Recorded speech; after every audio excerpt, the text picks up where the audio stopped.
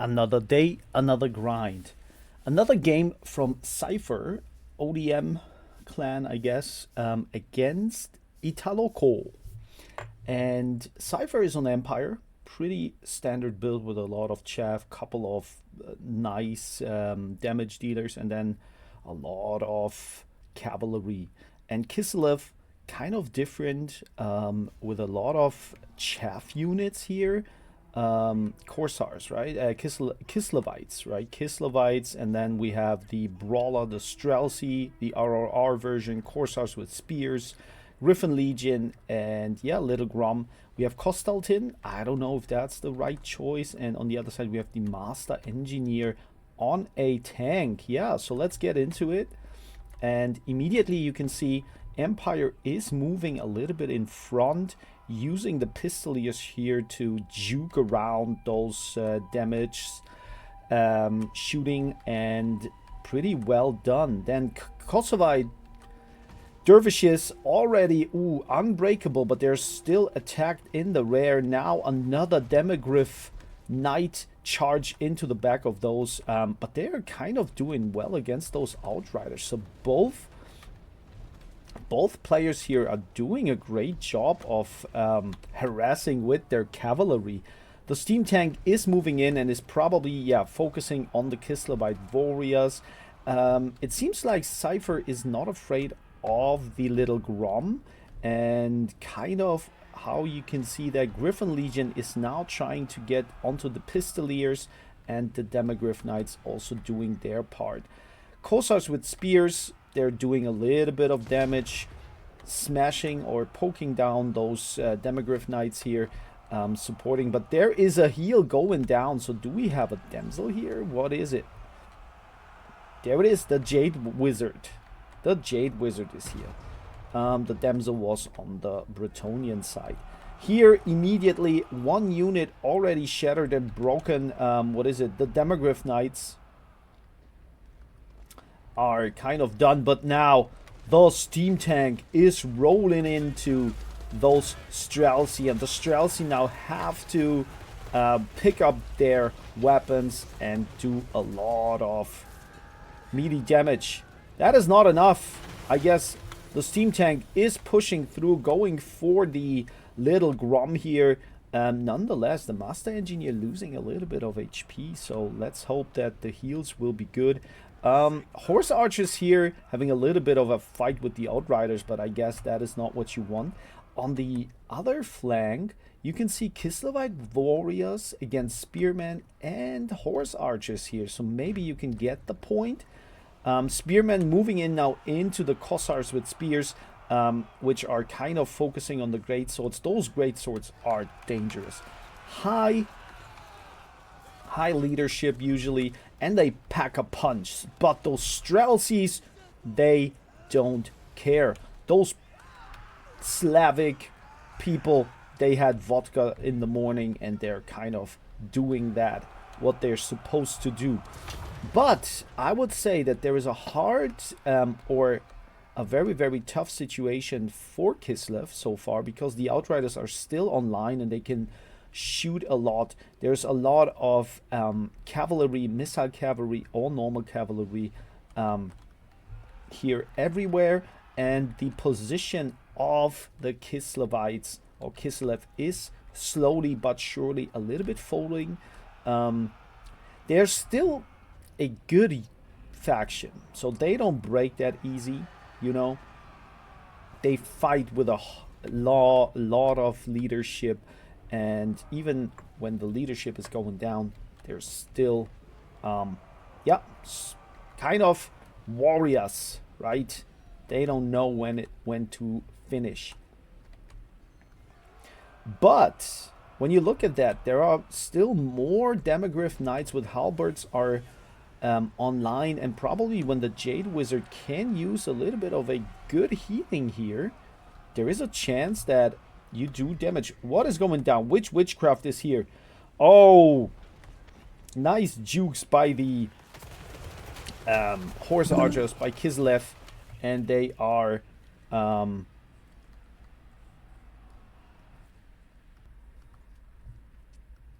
so yeah, kind of those heals are pretty good now on the Master Engineer here and the Steam Tank, or the tank in general. Really good stuff. When he survives, there's a lot of pressure on the Kislev side, or for Kislev, so to speak.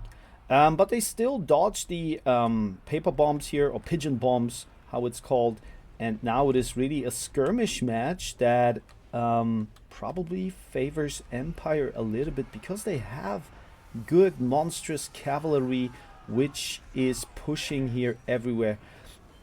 I'm a little bit surprised that Konstantin didn't get any damage so far. And the Kislevite warriors, they're still a good unit for picking up a couple of those cavalry.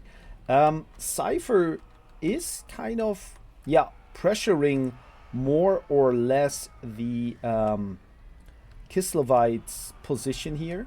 Or the Kislev position. Little Grom offline, and it doesn't matter that Kislev gets the point, because you still have enough time to get it back, right?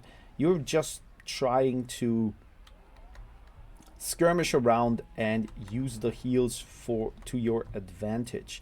Master Engineer, yes, he is moving in once again, and those Brawler Strelsies here, they're moving off the nice shot here, flying away.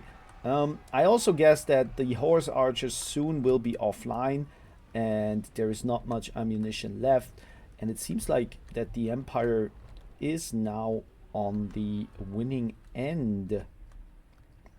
Spearmen routing, right? They're kind of shaken, but they can still fight a little bit. Another Demogryph charge here. Wow, nice. Onto, and the steam tank, really nice. Pigeon bombs, probably. Let's see if this time they hit or not. They're moving now off the position, but this is too late, and those Kislevites lose half HP.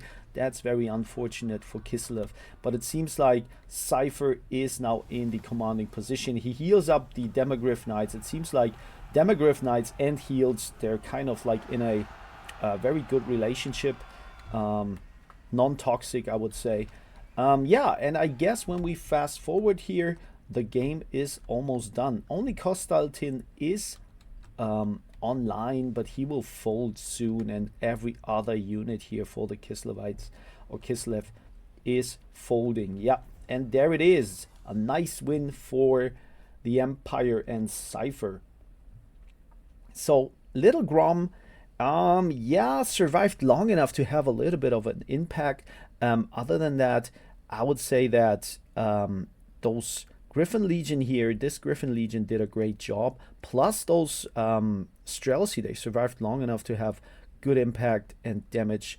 Other than that, yeah, warriors, Kislevite warriors here, good pick, I would say, because when you come with that many riders or cavalry, it is pretty good value here. Of course, Demogryph Knights did what they're supposed to do. This one halberd unit here probably wasn't performing well, but on the other side, all the others here kind of good. And I guess that when you use the great swords, you put a lot of pressure onto the formation of your enemy. So even though they couldn't really do a lot,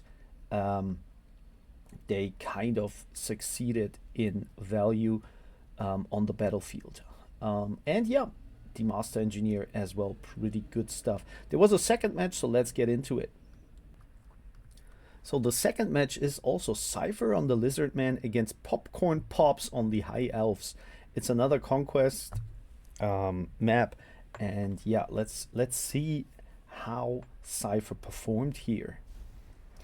So when we look at the composition, Xypher went with a lot of flying cavalry here, with those Ripidictyl riders, and then also feral cold ones as well. Couple of skink skirmishers in the front, ancient salamander as well for the against the healing, I would say, right? Fire probably really good, and then the Slan Mage Priest on life, so heal up and try to sustain the big old damage of the High Elves. High Elves also went pretty broad here with Spearman on the front. We have a couple of Illyrian Reavers, And with bows, right, we have one Phoenix. So I don't know if the Phoenix is a good pick when it comes to all those other flying units here. And yeah, Alan Anar, he is here. He can shoot into units, and we have a Mage of Death, so pretty offensive, and archers. So yeah, let's get into it, and let's see what happens. So the Ancient Salamander immediately shooting in with their flaming attacks into those Illyrian Reaver archers, and on the other side we have Feral Cold Ones jumping into the Reavers here, and they immediately have to fall back into the back line. Now the Mage is moving in. He's probably trying to yeah, maybe use some foul magic like a Fate of Buna or Spirit Leech onto the Skink Priest there, right? The Slan Mage Priest. Yep, the High Elves moving into position there. They try probably to get the point, and now we have a Spirit Leech here onto the Salamander, so he has to move a little bit back and tries to, yeah, be kind of valuable still, right? Now finally flanks are moving in, and those Illyrian archers here, or Reaver archers, they're trying their best to sustain the damage. Archers already down. I don't know what happened to them. Probably the Ancient Salamander kind of deleted them, and the flanks are, yeah, getting tighter and tighter. This is really tough. Even though, yeah, the Ancient Salamander is trying to juke. He gets a lot of damage in, but maybe that's the plan, right? So the Flamespire Phoenix finally moving in, and yeah, this is a good engage, but on the other side you have the Skink Skirmishers. Oh, a nice heal is going down for the Lizard Men, and this is probably, yeah, a nice kind of chase here. On the other side, the Slan Mage Priest, he's moving onto the flanks to heal up, maybe use some other foul magic like, yeah, healings or even a banishment or something. Then Alithanar is getting ripped apart here. No, he is not, but those Ripidictyl Riders, they are kind of ripped apart here. Nice magic use, and we have the martial prowess here for the for all those units here. And yep, now Northern Sea Guard still trying to shoot into the flying cavalry here, but they get surrounded so harshly with the Feral Cold Ones. And this here is kind of okay, yeah, but even if the Salamander runs off, now the Phoenix has to move this whole distance back, and that takes a whole long time. Otherwise, he could probably punch in. Probably he goes maybe here for the Ancient Salamander once again. But, yo, what is going on here? So, those Illyrian Reaver archers, they are kind of idle here. I would move them in. Try to maybe shoot into a couple of Feral Cold Ones or something, right? Other than that, because the whole archers and spearmen are getting crunched down, and that is not what you want to see. Also, another spearman unit here, moving now into the Ancient Salamander, and yep, Skink cohorts here with javelins. Finally, the Phoenix is coming back, but there is immediately a command to force him down with the Ripidactyl Riders. Yeah, Phoenix is still pretty fast. We have a Spirit Leech on the Colossadon Hunters, right? But yeah, other than that, now Phoenix doesn't want to fight those here, right? Because they are anti-large, and that is probably not the best. But still, nice usage of what I would say Wake of Fire here. Wow, nice awareness flying over those skin cohorts and dropping couple of fiery spitting balls, right?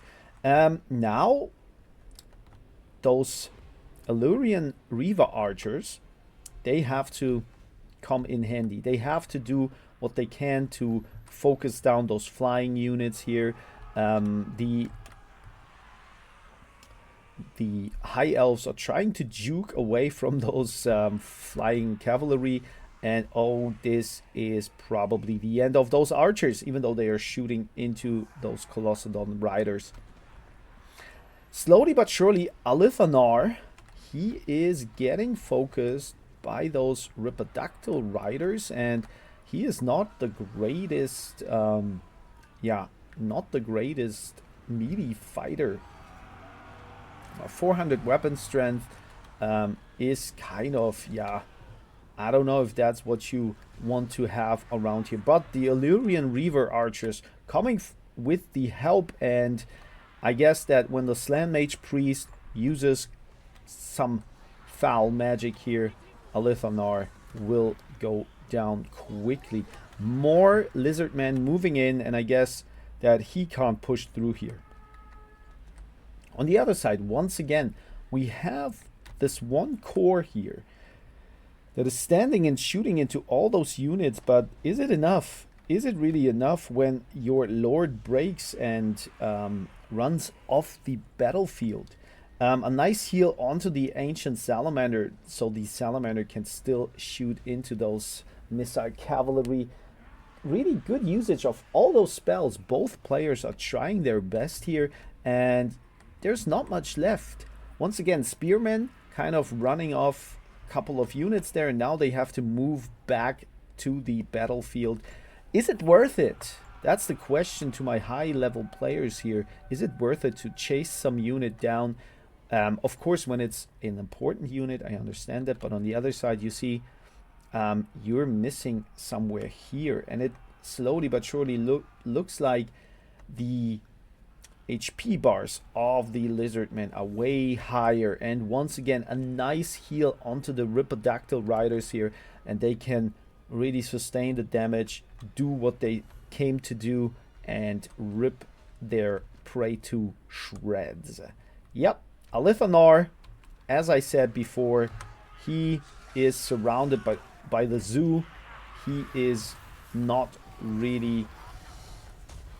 He is like Legolas without the meaty perks, it seems like.